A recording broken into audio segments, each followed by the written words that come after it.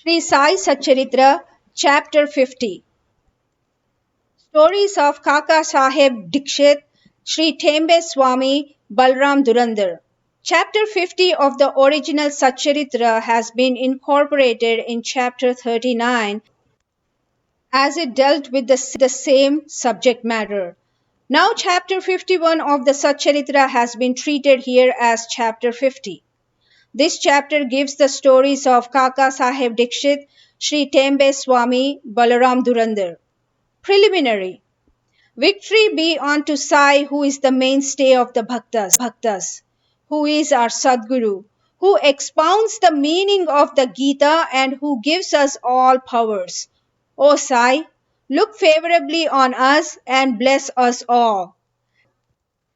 The sandalwood trees grow on the Malaya mountains and ward of heat. The clouds pour their rainwater and thereby cool and refresh all people. The flowers blossom in the spring and enable us to worship God therewith. So the stories of Sai Baba come forth in order to give solace and comfort to the readers, both those who tell and those who hear the stories of Baba are blessed and holy, as also the mouths of the former and the ears of the latter. It is well established fact that though we try hundreds of means of sadhanas, we do not attain unless a Sadguru blesses us with his grace. Hear the following story in illustration of this statement. Kaka Saheb Dikshit, 1864 through 1926. Mr. Hari Sitaram, alias Kaka Saheb Dikshit, was born in 1864 in a Vadnagara Nagar, Brahmin family at Khandwa. His primary education was done at Khandwa, Hinganghat, and secondary education at Nagpur. He came to Bombay for higher education and studied first in the Wilson College and then in the Elphinstone College. After graduation in 1883, he passed his LLB and solicitor's examination and then served in the firm of the government solicitors Messrs. Little and Co. and then after some time started a solicitor's firm of his own. Before 1909, Sai Baba's name was not familiar to Kaka Saheb, but after that he soon becomes his great devotee. While he was studying at Lonavala, he happened to see his old friend Mr. Nana Saheb Chandorkar. Both spent some time in talking about many things. Kaka Saheb described to him how when he was boarding a train in London, he met with an accident in which his foot slipped and was injured. Hundreds of remedies gave him no relief. Nana Saheb then told him that if he wished to get rid of the pain and lameness of his leg, he should go to his Sadguru Sai Baba. He also gave him all the particulars of Sai Baba and mentioned to him Sai Baba's dictum. I draw to me my man from far off or even across the seven seas like a sparrow with a string fastened to his feet. He also made it clear to him that if he be not Baba's man, he would not be attracted to him, and given a darshan. Kaka Saheb was pleased to hear all this and said to Nana Saheb that he would go to Baba, see him and pray to him to cure not so much his lame mind and give him eternal bliss.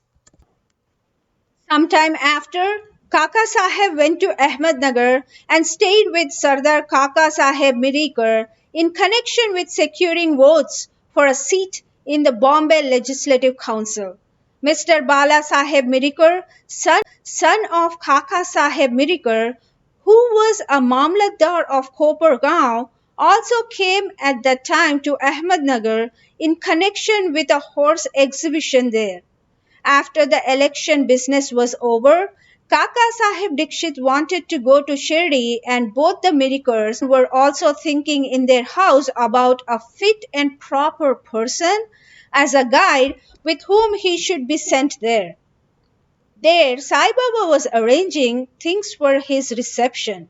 Shama got a telegram from his father-in-law at Ahmednagar stating that his wife was seriously ill and that he should come to see her with his wife.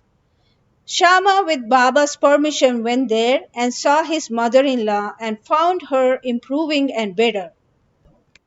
Nana Saheb Panshe and Appa Saheb Gadre happened to see Shama on their way to the exhibition Dikshit there and take him to Shirdi along with him.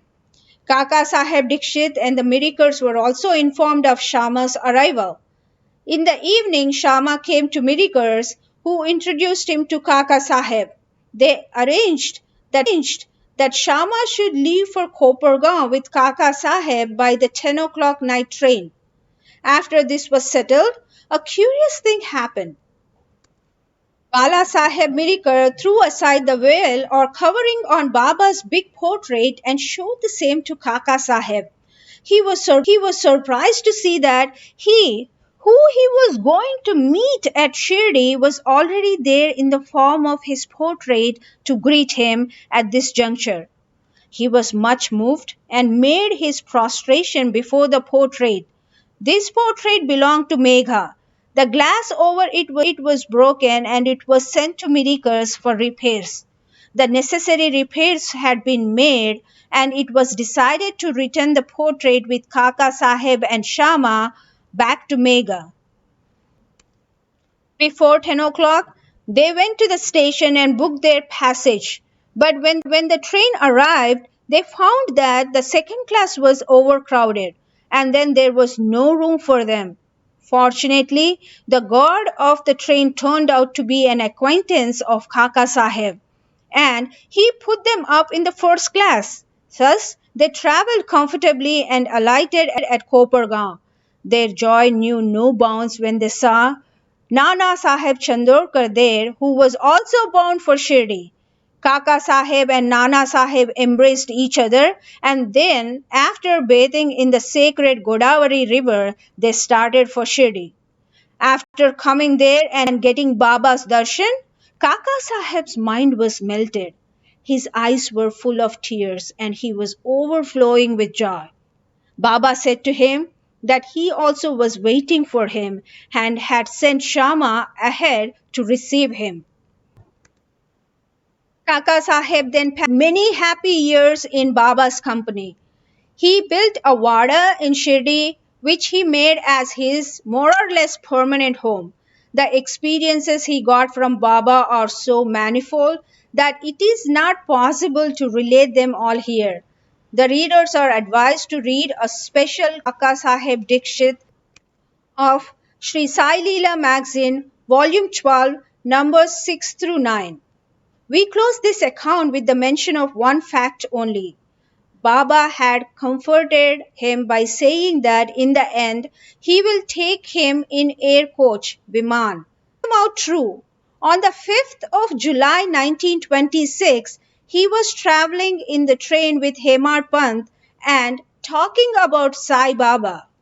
He seemed deeply engrossed in Sai Baba. All of a sudden, he threw his neck on Hemar Pant's shoulder and breathed his last with no trace of pain and uneasiness. Sri Tembe Swami. We come to the next story which shows how saints love each other with fraternal affection.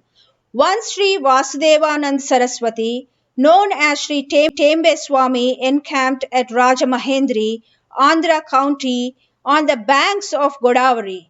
He was a devout orthodox, Gnani and Yogi Bhakta of God Dattatreya. One Mr. Pundalik Rao, pleader of Nanded, went to see him with some friends. While they were talking with him, the names of Shirdi and Sai Baba were casually mentioned. Hearing Baba's name, the Swami bowed with his hands and taking a coconut gave it to Pundalik Rao and said to him, "Offer this to my brother Sai with my pranam, and request him not to forget me, but ever love me." He also added that the Swamis do not generally bow to others, but in this case an exception had to be made. Mr. Pundalik Rao consented to take the fruit and message to Baba. The Swami was right in calling Baba a brother, for as he maintained an agrihotra day and night in his orthodox fashion, Baba too kept his agnihotra, that is duni, ever burning in the masjid. After 1 month, Pundalik Rao and others left for Shirdi with the coconut and reached Manmar, and as they felt thirsty, they went to a rivulet for drinking water. As water should not be drunk on an empty stomach, they took out some refreshments, that is chivda, flattened rice mixed with spice.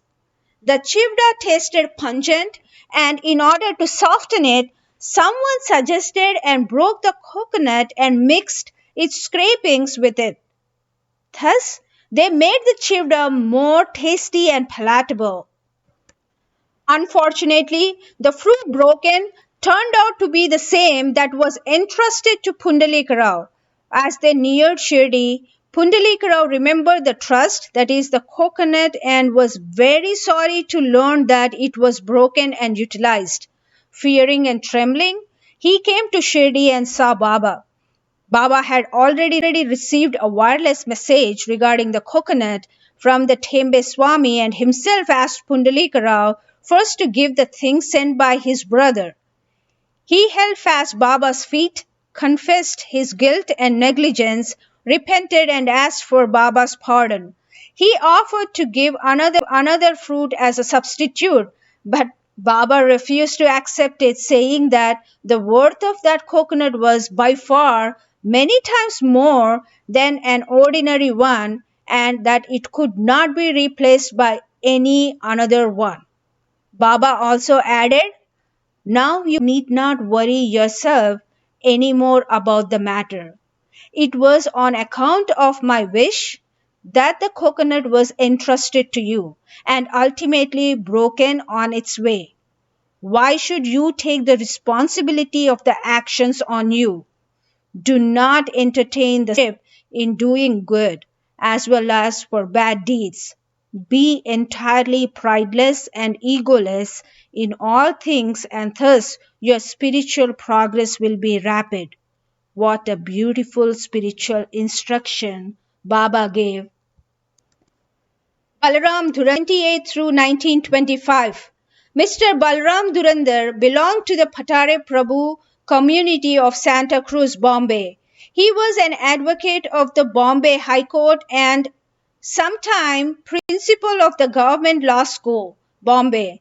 The whole Dhurandhar family was pious and religious.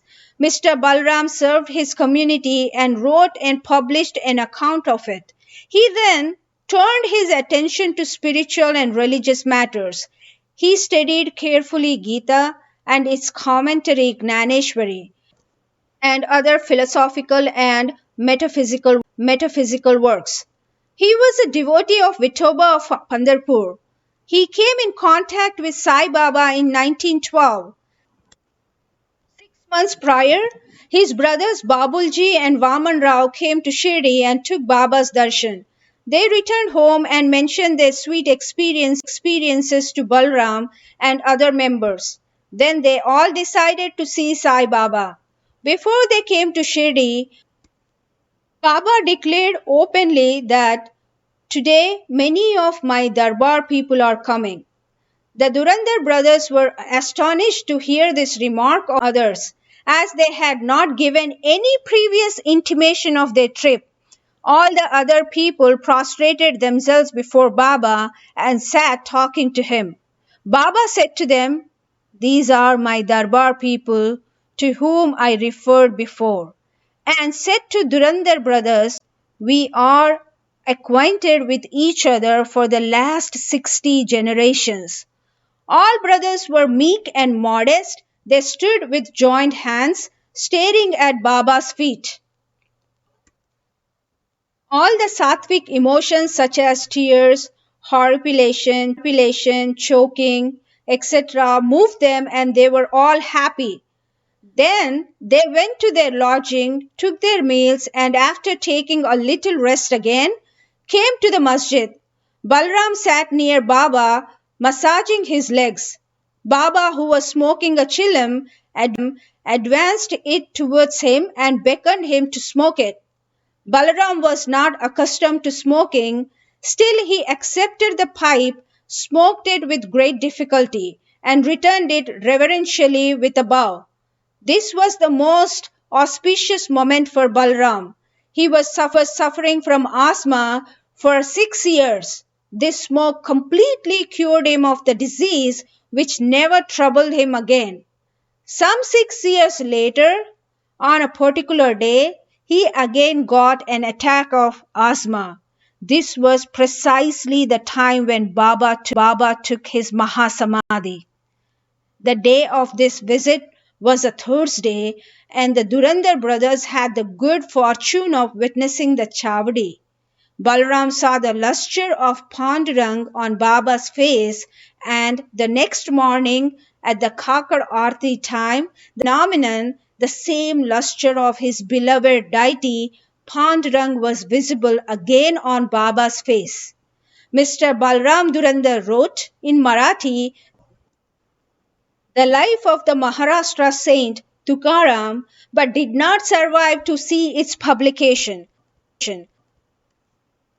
It was published later on by his brothers in 1928. In a short note on Balram's life given in the beginning of the book, the above account of Balram's visit has been fully corroborated therein. Bow to